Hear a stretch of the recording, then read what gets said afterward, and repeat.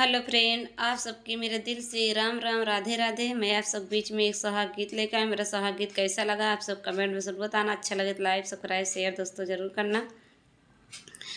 हतीली घैला घैला भारी पानी जी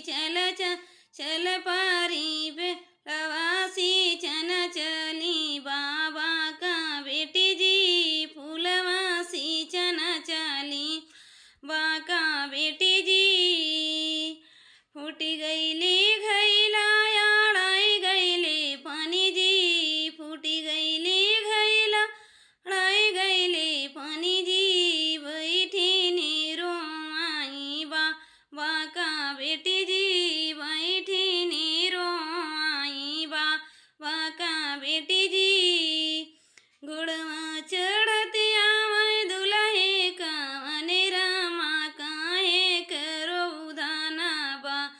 का बेटी जी काहे करो उधाना बाबा का बेटी जी लगाई दी बई चरखा चलाई दे बई पानी जी लगाई दी बई चरख चलाई दे बई पानी जी फूलवाई सी चिउबा का बेटी जी फूलवाई सी चिउबा का बेटी जी कैसे लागौ सामी तो चरख जी कैसे लागौ सामी पानी जी हो तई साबिर सामी ससुर ला जने जी हो सुबीर सामी ससुरी ला जने जी फुलाइत लेली घैला भरली पानी जी फूलवासी चना चली चाचक दुलारी जी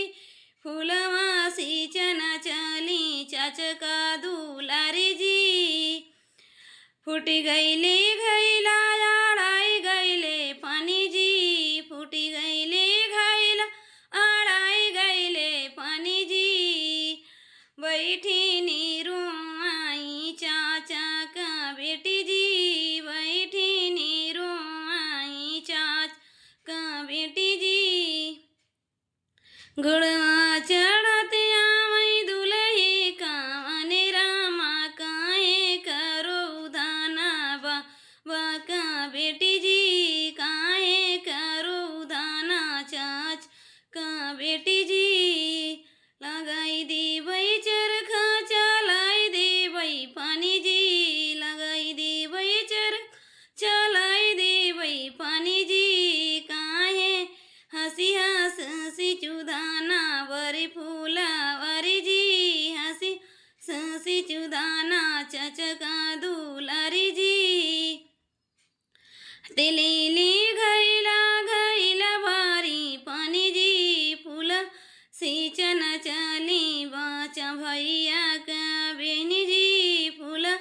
सिंचन चली भैया का दू बहना जी फूलवा सिंचन चली भैया काई बहना जी फूटी गईले घैला याड़ाई गैला पानी जी फूटी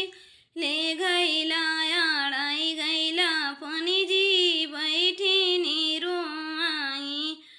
बई भैया क्या बहना जी बैठी नीरो आई भैया का बहना जी गुड़वा चढ़ते आवई रुलहे का रामा काहे करो बे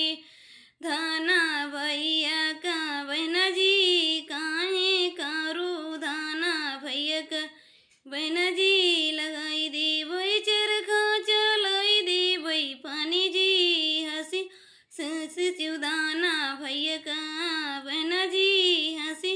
हंसी चुदाना वरी फूला वरी जी कैसे